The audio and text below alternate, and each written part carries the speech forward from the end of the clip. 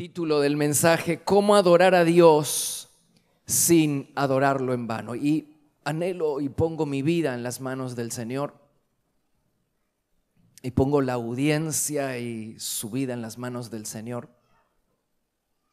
Deje que sea el Señor quien le hable.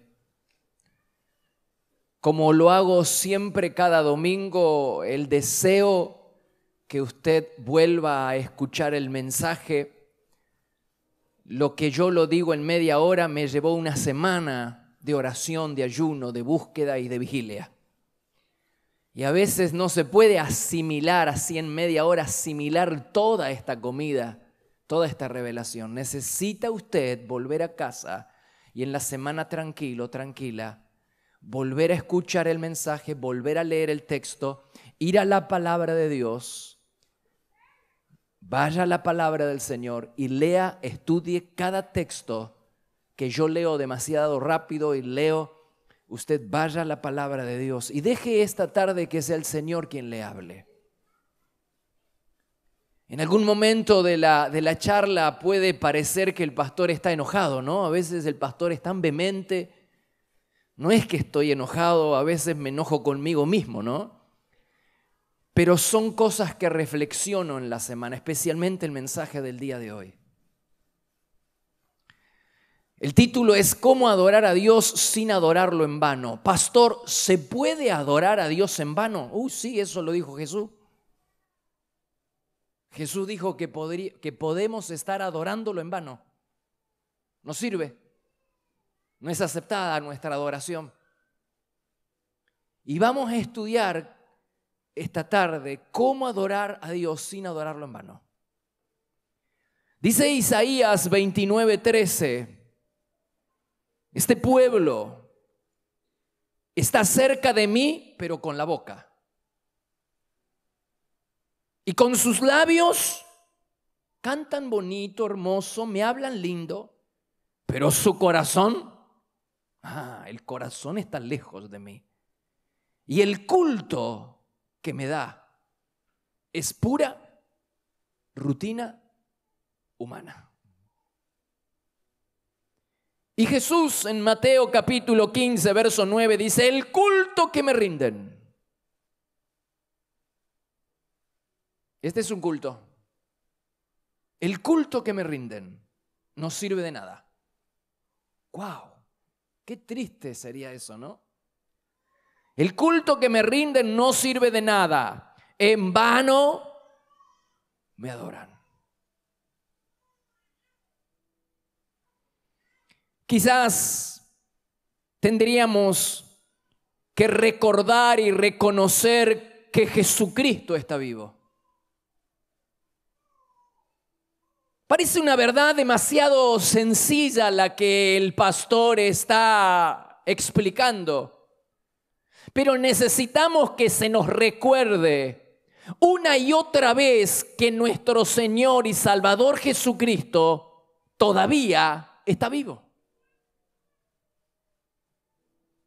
Sigue vivo. Pues si tuviéramos conciencia de la presencia de Dios, lo respetaríamos más. Y tendríamos mucho más cuidado cuando venimos a los cultos de adoración. La Biblia nos enseña que todo el infierno confiesa la majestad del poder de Dios. No existe demonio, por más fuerte o poderoso que sea, que no tiemble ante la presencia de Dios. Y no existe nada, ni va a existir nunca, algo que sea demasiado difícil para nuestro Señor. ¿Es Cristo incapaz de salvar a las personas? Por supuesto que no, Él puede hacerlo. ¿Existe alguna enfermedad tan difícil que el gran médico divino no pueda curar? Imposible. ¿Puede Cristo ser superado por Satanás o el pecado? De ninguna manera. Él rompe con los cerrojos y las puertas de hierro y pone en libertad a los cautivos. Por eso, hermanos, tratemos a Dios con el debido respeto, con el respeto que Él se merece. Dice Hebreos capítulo 12, versículo 28, adoremos a Dios como a Él. No como a mí me parece, sino como a Él le agrada, con temor reverente. Ya estamos descubriendo la manera en que tenemos que adorarlo. Temor reverente. En esta tarde estoy enseñando a la iglesia otra disciplina espiritual que es la adoración. Hemos estado hablando de oración, de vigilia, de ayuno, de lágrimas, de intercesión. Hemos estado viendo tantas disciplinas espirituales, pues la adoración también es una disciplina espiritual. Y como todas las disciplinas espirituales puede ser privada, yo adoro a Dios en secreto, o puede ser una adoración pública, como la que practicamos todos los fines de semana, o los martes a la noche o los fines de semana. Y lo que yo descubrí en la semana es que el Nuevo Testamento pone mucho énfasis en la adoración congregacional, en la adoración pública, en la adoración colectiva. Hay demasiados pasajes en el Nuevo Testamento que afirman la necesidad de que la iglesia adore junta, congregacionalmente a Dios todas las semanas. Voy a leer algunos pasajes. Hechos, capítulo 2, versículo 42. Dice, los creyentes se congregaban, ¿cómo? De vez en cuando, muy bien, ha leído bien. ¿Los creyentes se congregaban cuándo? Uy, ya ese no está pegando por acá. Los creyentes se congregaban ¿cómo? Regularmente y adoraban juntos en el templo. Lucas 24, 52 dice, los discípulos iban ¿a dónde? Al templo para adorar a Dios. Por eso la Biblia describe a la iglesia con metáforas que tienen que ver de estar juntos como rebaño, no ovejas solos, rebaño, cuerpo, templo, familia. Cada una de estas figuras implica una relación entre las partes y con el todo. La iglesia primitiva se congregaba regularmente para adorar a Dios el primer día de la semana, es decir, el domingo.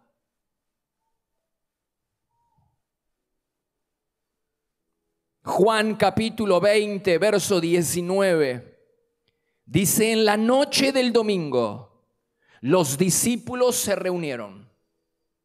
Jesús entró y los saludó diciendo que Dios los bendiga y les dé paz.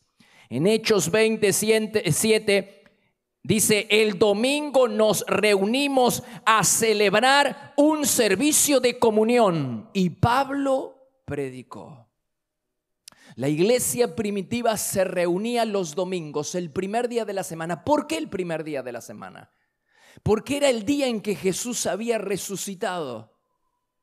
El triunfo del crucificado. Jesús había resucitado el primer día de la semana, el día domingo, y el pueblo primitivo, la iglesia y los discípulos eligieron el domingo para adorar juntos al Señor. Desde allá hasta acá, 2000 años, la iglesia se reúne para adorar juntos a Dios el primer día de la semana. Pero el domingo y el primer día de la semana no solo se reunían para adorar, también se reunían para ofrendar. El primer día de la semana. Y se reunían para celebrar la cena. Hechos 27 nos dice, es el único texto que se dice cuándo celebraban la cena, los domingos. Y otros textos, como hemos leído, nos dicen que los domingos, el primer día de la semana, se reunían para adorar al Señor, pero también para ofrendar. Dice primera Corintios capítulo 16, verso 2, los domingos cada uno de ustedes aparte algo de lo que ganó durante la semana y dedíquelo a esta ofrenda. Con razón Juan dijo que el domingo era el día del Señor. Apocalipsis 1:10. Juan dijo que el domingo estaba yo adorando. El primer día de la semana dice una versión, el domingo dice otro, el día del Señor dice otro. Todo se estaba refiriendo al mismo día, el primer día de la semana, el domingo. Dice, el día del Señor, el domingo, es el día del Señor. ¿Es el día del Señor para nosotros el domingo? ¿O es el día para cualquier cosa menos para el Señor? Pues la Biblia dice que el domingo es día del Señor. Y la Biblia dice que los creyentes se reunían el domingo, el primer día de la semana, para adorar. Y la iglesia y el Nuevo Testamento nos dice que los discípulos se reunieron, fueron los primeros en reunirse un domingo. Y cuando Jesús murió y resucitó, la iglesia empezó a reunirse los domingos. Y celebraba la cena y ofrendaba los domingos. Era el día del Señor. Déjeme ser sincero, hermano. ¿Qué diferencia con la iglesia actual? Hablo con la iglesia en el mundo general, actual. Consagrar el primer día de la semana a Dios es para muchos una posibilidad cierta, siempre y cuando se combinen una serie de acontecimientos.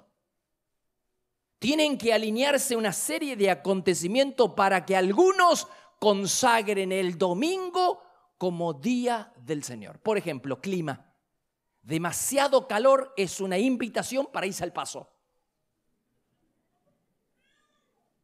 Demasiado frío es una oferta para quedarse en casa, apoltronados, embobados frente a la caja boba de entretenimiento llamada televisión.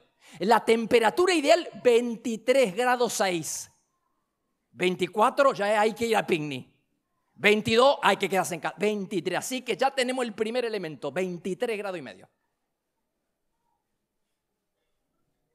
Yo le dije que hay que alinear una serie de acontecimientos antes de que consagremos el domingo para el Señor. Clima en primer lugar, dinero segundo lugar. Si hemos cobrado, el Dios Mamón nos invita a disfrutar el placer momentáneo que nos da las cosas nuevas y el shopping está de fiesta. No tener dinero nos sirve porque si no, ¿cómo llegamos? Entonces tenemos que estar como a medio mes ahí donde estamos medio, ahí sí se va alineándolo. ¿Y fútbol? Debería estar de paro al mismo tiempo la AFA y la FIFA. Si está de paro al mismo tiempo, hay chance de que algunos fanáticos decidan ir a la iglesia a congregarse con el resto de los creyentes. Hermanos, cualquier cosa compromete nuestros tiempos de adoración pública. Porque Dios no se lleva lo primero de nosotros.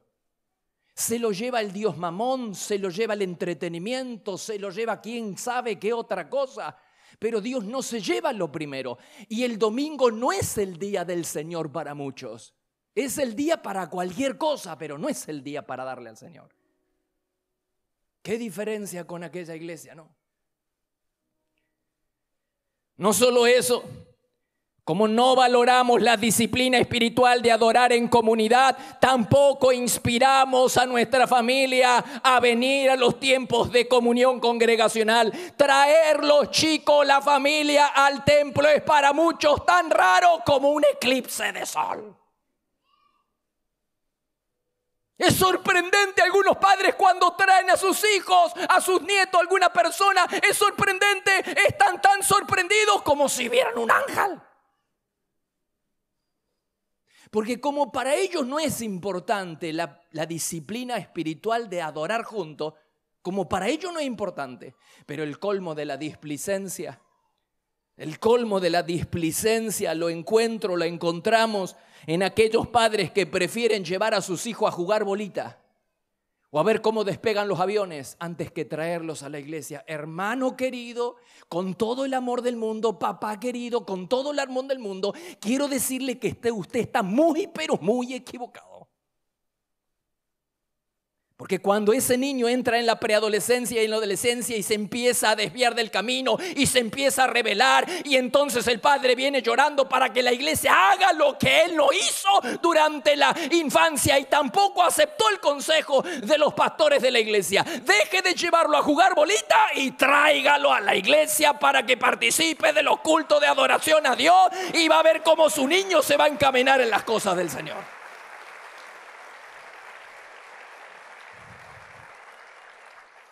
Quizás muchos de nosotros deberíamos recordar Hebreos capítulo 10, verso 25. No descuidemos, como hacen algunos, el deber que tenemos de asistir ¿a dónde? ¿De asistir a dónde? Asistir a la iglesia no da lugar a otra interpretación. Más que asistir a un lugar donde hay otros creyentes para adorar a Dios. No hay demasiadas malas interpretaciones del pasaje. Asistir a la iglesia no da lugar a otras interpretaciones. Además, cuando se escribió el libro de Hebreos, no se daba lugar a otra interpretación. No podemos autoconvencernos de que participamos de los cultos de la iglesia cuando participamos del culto vía online, quedándonos en casa. No podemos autoconvencernos de eso. La única motivación que tenemos al transmitir los mensajes en vivo es, número uno, para que la palabra del Señor pueda correr durante toda la semana.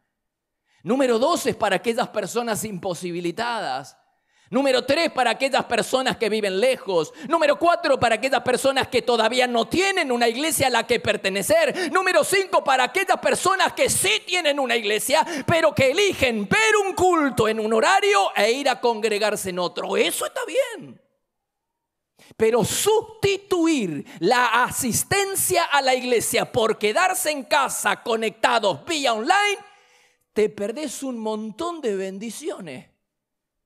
El beneficio es considerablemente menor quedarse en casa conectado a la línea antes de venir a la iglesia. ¿Y saben por qué? Porque Jesús prometió, hay promesa de presencia divina para los creyentes que se congregan. ¿Dónde está eso, pastor? Mateo, Jesús lo dijo. Mateo capítulo 18, verso 20. Donde están congregados, diga conmigo, congregados. Donde están congregados, acá, ahí estoy yo en medio de ellos. Hay promesa de presencia divina cuando los creyentes se reúnen para adorar al Señor. En Mateo capítulo 4, verso 10 dice, adora al Señor tu Dios. Y David en el Salmo 95, 6 dice, vengan, adoremos e inclinémonos, arrodillémonos delante del Señor nuestro Creador. Ahora bien, se debe adorar en público sin dejar de adorar en lo secreto, en privado. Ojo con entrar en un desbalance. No se puede sustituir la adoración congregacional por estar conectado vía online. Y no se puede sustituir la adoración colectiva por la adoración privada, ni viceversa. No es mejor adorar a Dios en secreto que adorarlo en público. Ni es mejor adorar a Dios en público colectivamente que adorarlo en privado. Jesús adoró a Dios en privado y adoró a Dios colectivamente. ¿Dónde está eso, pastor? Lucas capítulo 4. Verso 16, cuando llegó a Nazaret, Jesús, cuando llegó a Nazaret fue como de costumbre, ¿a dónde? Y como de costumbre. No es que de vez en cuando iba a la sinagoga. ¿Y a la sinagoga qué se iba? A la adoración pública. Se reunían con otros judíos para adorar a Dios. Quiere decir que aquellos que creen que no es necesario la adoración pública y que creen que no es beneficioso ir todos los domingos a la iglesia, entonces no siguen el ejemplo de Jesús. Son más grandes que Jesús. Porque Jesús adoró en privado y adoró en público. Y adoró en público regularmente, como de costumbre. de costumbre Jesús iba. En ese caso eran los sábados. Era antes que Jesús muriera. Iba de costumbre y participaba de la adoración congregacional. No se puede sustituir la adoración pública por la adoración privada ni viceversa.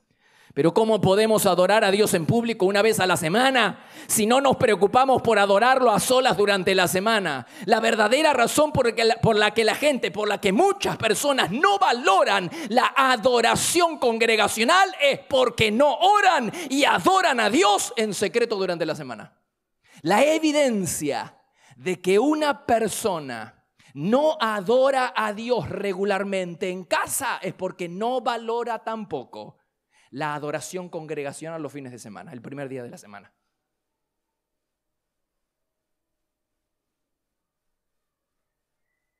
Quiero que reflexionemos un poquito más acerca de los cultos congregacionales como este. ¿Cómo se debe participar de un culto de adoración sin que la adoración sea en vano? Hebreos capítulo 12, verso 28 dice: tributemos a Dios un culto agradable, con reverencia y respeto. La primera cosa que tenemos que hacer es que cuando cantamos, para que la adoración no sea en vano, cuando tú cantas y cuando tú oras, tienes que pensar en Dios. Hay una batalla en la mente, una batalla espiritual. Te pasa y me pasa. Quiero que sepa. Lucho, porque el diablo sabe que la batalla está en la mente. Cuando venimos a cantar, el mejor secretario que tenemos, que es el diablo, te hace recordar todas las cosas que dejaste pendiente en la semana y te hace recordar todas las cosas que tienes pendiente para la semana que viene. Entonces no puedes adorar con libertad, no te puedes concentrar en Dios. Pero la adoración consiste en concentrarse en Dios, en pensar en Dios. Cuando oras tienes que pensar en Él y cuando cantas tienes que pensar en Él. ¿Y cómo adoramos a Dios sin adorarlo en vano? En la predicación. Cuando prestamos atención a lo que se dice de Dios o a lo que Dios dice, a lo que Dios nos está diciendo. Si en lugar de prestar atención a lo que se dice de Dios o a lo que Dios nos está diciendo, estamos con el celular mirando cómo salió Boca y la cosa no va a funcionar. No te va a funcionar. Porque esa clase de adoración es en vano. Dice: tributemos a Dios un culto agradable con reverencia y respeto. Alguien describió al hombre contemporáneo de la siguiente manera: adora su trabajo, trabaja durante sus ratos de distracción y se distrae durante la adoración, tal cual. Así que no importa lo que digamos, lo que cantemos o lo que hagamos en el culto el primer día de la semana, únicamente adoramos a Dios cuando Él es el centro de toda nuestra atención. Venimos al culto y tenemos que tener conciencia de la presencia de Dios. Les recuerdo, Jesucristo vive. Y Él dijo: donde están congregados, allí estoy yo. Así que tributemos a Dios, dice Hebreo, un culto agradable, con respeto y reverencia. Porque el Señor está presente. El respeto no es para el pastor, es para nuestro pastor, el Espíritu Santo. El culto es en honor al Espíritu Santo. Debería ser una fiesta en honor al Espíritu Santo. Piensa en una fiesta. Piensa en tu mejor fiesta. Para algunos la mejor fiesta fue un cumpleaños de 15. Tu cumpleaños de 15. O fue algún cumpleaños. O fue tu casamiento. Para algunos no fue el casamiento el mejor recuerdo que tienen. Para otros sí.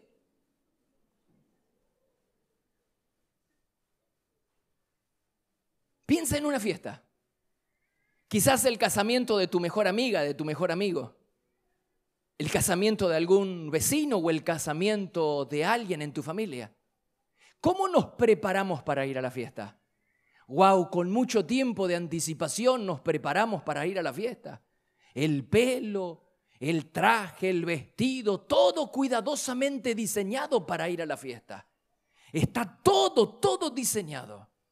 Todo cuidadosamente programado para ir a la fiesta. ¿Y cómo nos preparamos nosotros para venir a la fiesta y encontrarnos con el Espíritu Santo? Quizás alguno de ustedes diga, bueno, pero no es lo mismo porque Dios no mira la parte exterior, sino que mira el corazón. Bueno, de eso quiero hablarte. ¿Está tu corazón preparado para venir a encontrarte con el Señor? Pues la boca a veces ha sido una cloaca durante toda la semana. Nos agarramos a las piñas en la casa con la mujer, con el hombre, con los hijos, con el perro.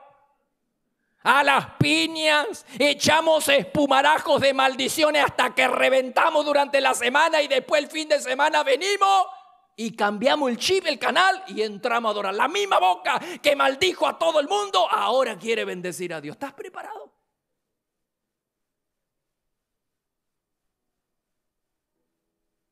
Y ni que hablar de la noche anterior a la que venimos al encuentro. Hay personas que dan rienda suelta a los demonios de la lujuria. Otras echan a correr alcohol por sus venas hasta que no pueden más. Y después, despampanante, vienen a la mañana y empiezan a adorar. Entran con un aire de superioridad y que nadie me mire porque suelto fuego de la boca.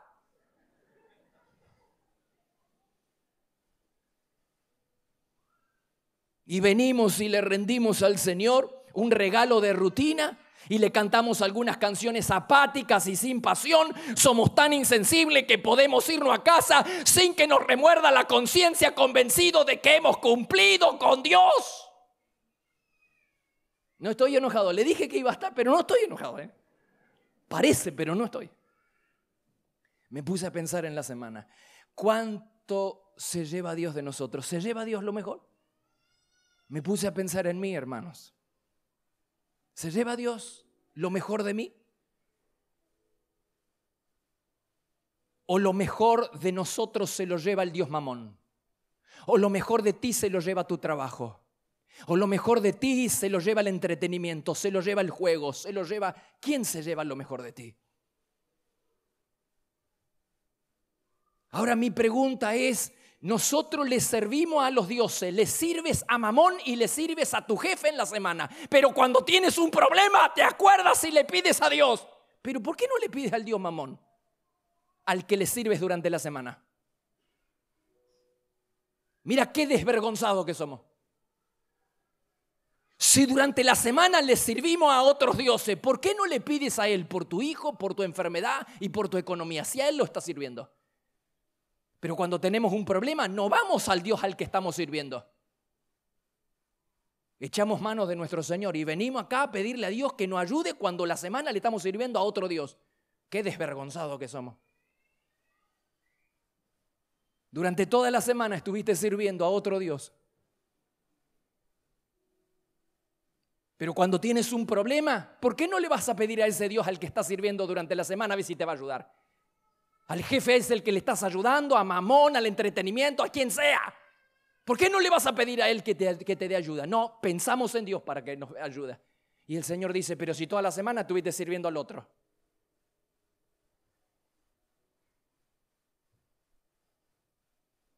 Tributemos a Dios un culto agradable con reverencia y respeto. Una reflexión final. Pensemos en algunos personajes bíblicos que adoraron y cuya adoración no fue en vano. Pensemos en David. Un día David quiso levantar un altar para adorar a Dios, para ofrecer adoración. Y había un hombre llamado Araúna, dijo, yo te voy a dar el terreno, te lo voy a regalar, y te voy a dar la leña, y te voy a dar el cordero, y te voy a dar la vaca, y te voy a dar todo lo que necesitas para que ofrendes al Señor, y que tu ofrenda, su majestad, y que su ofrenda sea agradable delante de Dios. Y David dijo, no, de ninguna manera, no, Señor, así no.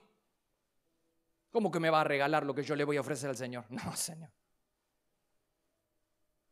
Dice 2 de Samuel 24:24. Yo no puedo ofrecerle a Dios algo que no me haya costado nada. Así que yo te pagaré todo lo que me des. David entendía que no puede haber adoración sin sacrificio. Si no me cuesta, no es adoración. ¿necesitas otro recurso escritural? Te lo doy. Abraham un día dijo, voy a adorar. Dice Génesis 22:5. Quédense aquí con el burro, dijo Abraham a los siervos, el muchacho y yo. El muchacho era su hijo. Y yo seguiremos un poco más adelante y allí vamos a adorar. Pero en aquel tiempo adorar significaba entregar algo. No había adoración sin entrega, sin sacrificio. ¿Y qué iba a ofrecer Abraham? Dice, ahí vamos a adorar. ¿Qué iba a ofrecer? Su propio hijo. Abraham estuvo dispuesto a entregar lo mejor que tenía, su propio hijo, para adorar al Señor. Adoración de sacrificio. Casi que me convence, pastor. ¿Tiene otro pasaje? Tengo otro pasaje.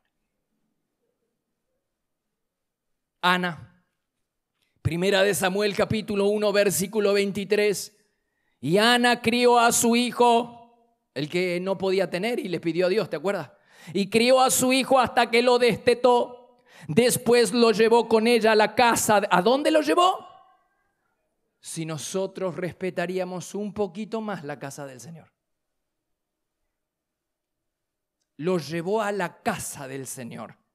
He venido porque prometí dedicarlo al Señor para toda la vida. Para siempre será del Señor. Y allí adoró al Señor. ¿Cuándo adoró al Señor? ¿Antes de entregarlo o después de entregarlo? Después de entregarlo. Primero dejó la posesión más preciada que tenía, su hijo. Y después adoró. Adoración de sacrificio. Ana entendía que no se puede adorar sin entregar lo mejor al Señor. Pero quiero decirte una cosa, que cuando tú le entregas a Dios lo mejor que tienes, te haces un favor a ti mismo. La bendición es como un boomerang, ahí viene. Porque Ana dijo, Señor, si me das un niño, yo te lo devuelvo. Y Ana le devolvió la bendición al Señor. Y el Señor le dio 5 hijos más, además de hacer de su hijo Samuel una bendición para toda la nación. Y así va a suceder con cada uno de ustedes, que pone en las manos de Dios lo más precioso que tiene. Dios va a bendecir tu vida y va a hacer de esa vida una bendición para muchas personas.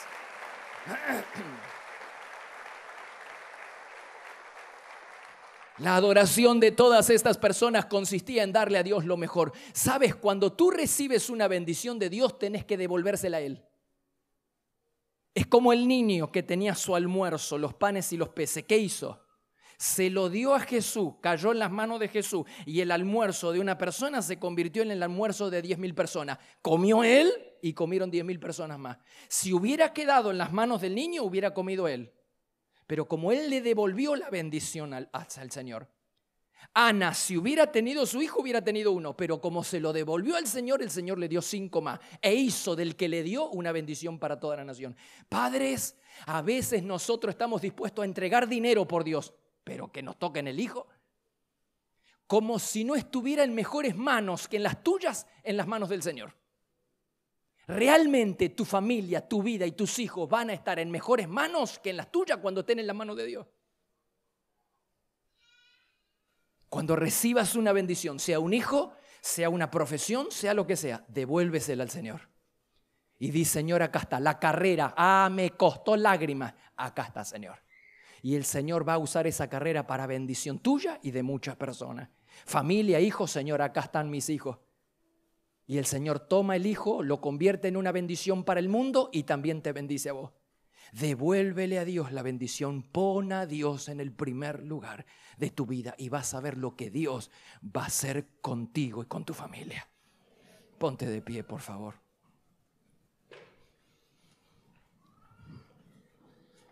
Cierra tus ojos. Cierra tus ojos un instante. Por favor. ¿Qué le parece si reflexionamos un instante en la palabra? Quiero animar a todo el mundo a que recuerde que Jesucristo está vivo y que a través de su Santo Espíritu está presente con nosotros. Tributemos a Dios un culto agradable, dice Hebreos, con respeto y reverencia. Quisiera que pudiéramos entender esta palabra, Señor, de que necesitamos adorar colectivamente. Si Jesús dice que de costumbre entraba a la sinagoga para participar de los cultos de adoración, también nosotros deberemos hacerlo. ¿Dónde está el resto de tu familia? ¿Por qué no la traes? No quieren venir, pero estás llorando, clamando, ayunando, haciendo vigilia. Y no sé, pastor. Y bueno, así no. No es solamente invitándola. Estas batallas se ganan en el espíritu. ¿Estás ayunando los jueves? ¿Y pusiste a tu esposa y a tus hijos los jueves? Sí, sigue entonces este camino. ¿Has hecho vigilia como Jesús hizo vigilia por su rebaño, por sus discípulos? Mientras yo estuve con ellos, velé por ellos. Los mantuve unidos a tu persona y velé por ellos y ninguno se perdió. ¿Dónde está el resto de tu familia? ¿Es el domingo el día del Señor en tu casa? ¿Se celebra el día del Señor en tu casa? ¿Se ora juntos? ¿Se adora juntos? ¿Se lee la palabra? ¿Se reflexiona? ¿Se medita juntos? ¿Se viene juntos al culto? Entonces estás haciendo mal. Si me dices que no, estás haciendo mal. Y te estás perdiendo muchas bendiciones. Por el amor de Dios, tenemos que comprender que el único perjudicado somos nosotros. Es el domingo el día del Señor. Espero que comience a hacerlo. Que reflexionemos juntos sobre la necesidad de adorar como hacía la primitiva iglesia. Cualquier cosa compromete nuestros tiempos de participación colectiva y no puede ser así. No puede ser así. Porque eso demuestra lo poco que amamos a Dios. Lo poco que lo adoramos. Oh Señor. ¿Has entregado lo mejor al Señor? ¿Tu familia está en las manos del Señor? ¿Tus hijos? ¿Los traes a la iglesia? ¿Los traes los sábados? ¿Los llevas a la célula? ¿Los traes los domingos?